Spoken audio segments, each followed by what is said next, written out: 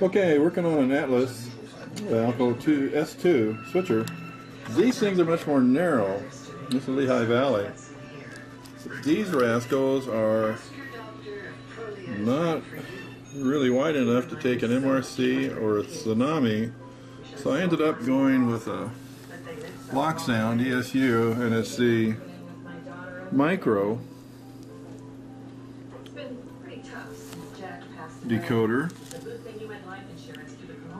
what they call LOKSOUND Micro. It's this little guy right here. It comes with this speaker, which I've had to kind of cut down a little bit to get it to go inside. I've got it set up to test, so let's see how it sounds. I've got it on the MRC Tech 6 2.0, bit number 8.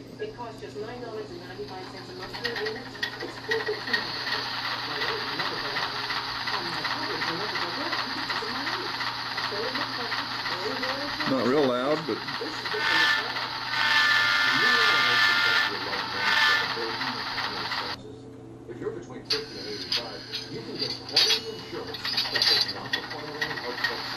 I messed up, touched the wrong button. Going for the bell. I like that bell.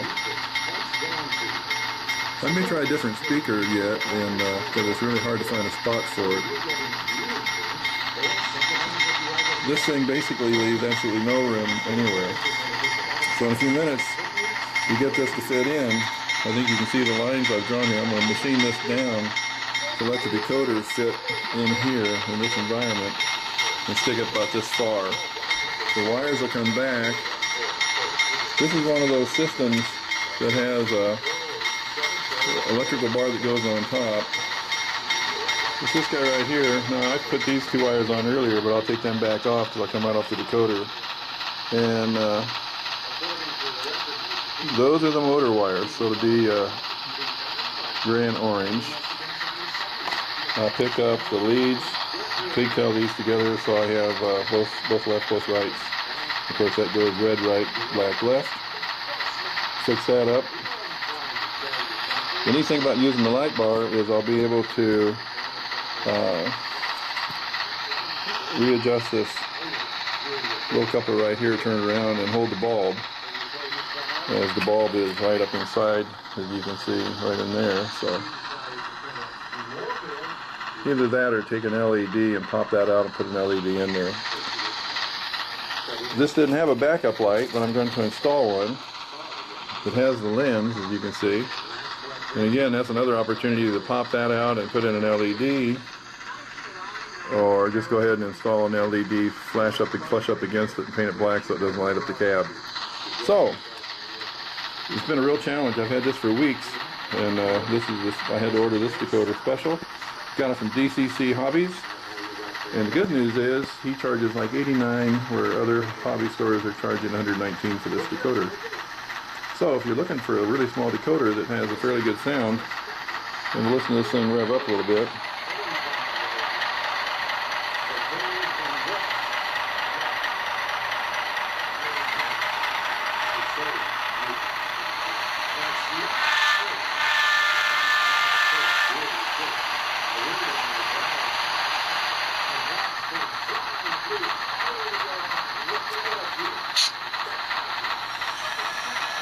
Anyway, I kind of like the sound of it. So I'll start machining the metal and start cutting this down and see if we can get it all put together, then come back and take another look at it. But for now, we'll turn it off. I put the locomotive on the track and turned it on, and hooking up the voltmeter, the multimeter in this case, what you're seeing is milliamps, on DC, and hooking into the leads. As you can see, this one is in front of the resistor. This one's on the blue wire. This would be the white wire for the front headlight. And what they tested out to be was the voltage coming off of the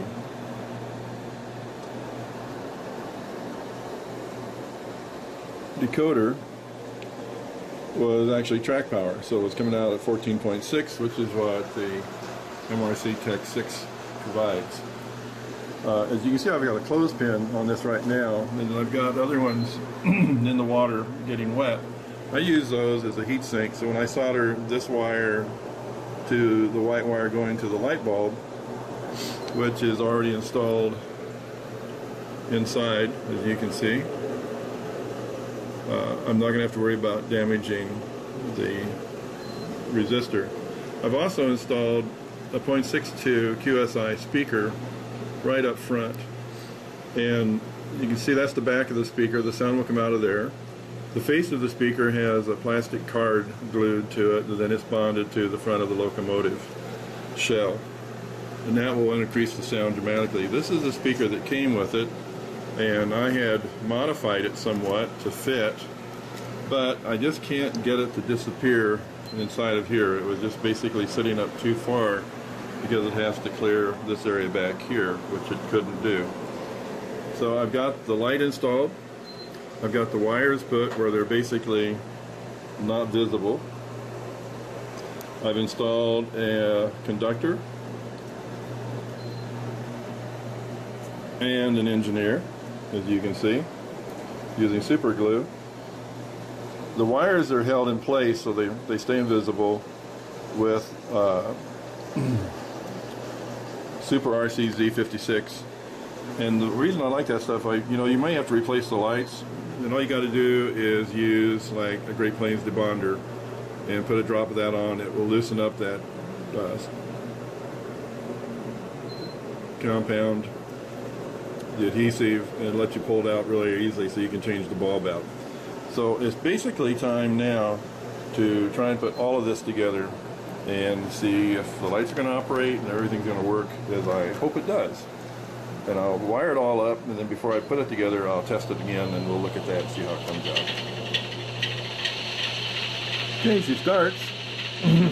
She's in forward, so let's see if the front light comes on. Yep.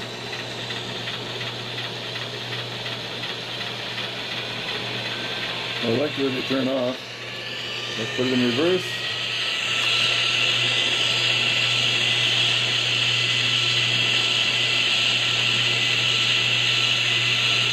She's got in the dynamic braking. I did that when I punched number 6 on this thing. So let's turn the light on the back end. I didn't use the glows. When I get this blue, it lights up the inside of the cab just a little bit.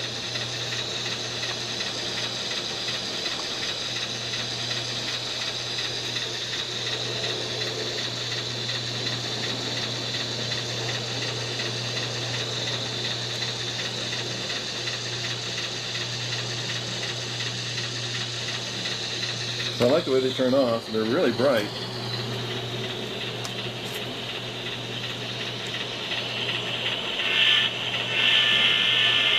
Horn works. The bell. So let's put it all together and see how it works out. We know it's going to go, it's in reverse, so it should go back.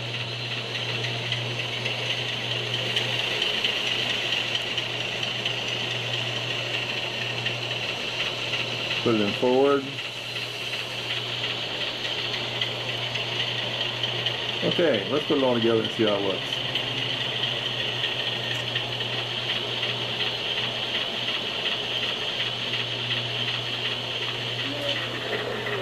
Okay, it's all together. It's sounding pretty good.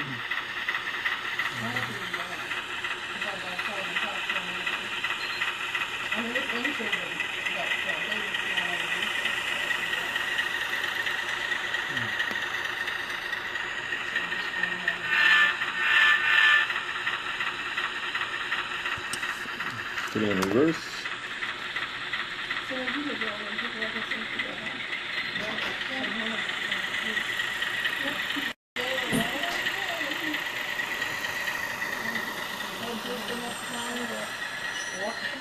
You can hear the brakes.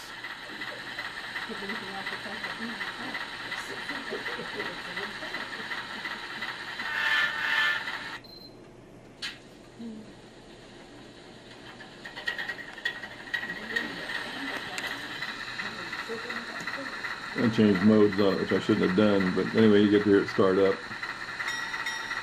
That's what I was trying to hit.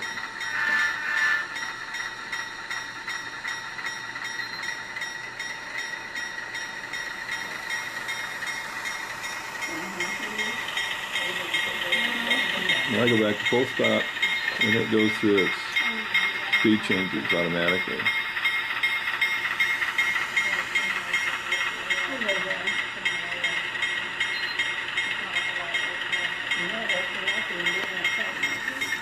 And I'll put it in reverse again. Turn on the lights.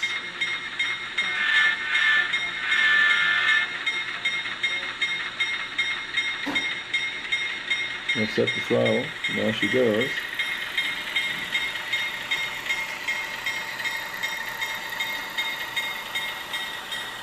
Stop. Brake square. Idle.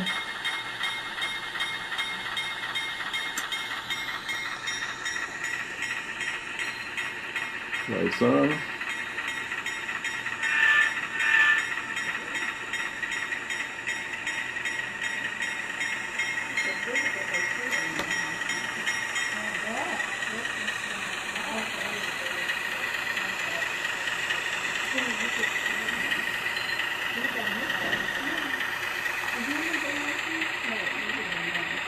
And bring it to a stop.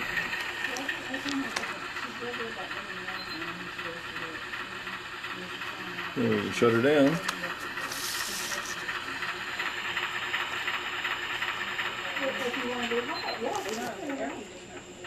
And that's it.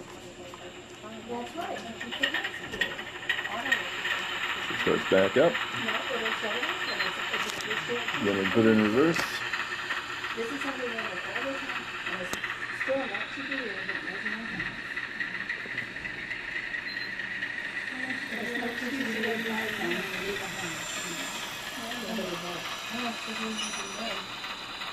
Here I think it's like, I don't know, someone does this on the other the home is at home, and someone had a big old house, it was 200. You put it on a 200 every month, 200 or 200 and something every month, so every month for the month. Yeah, I think that's good enough. I think last month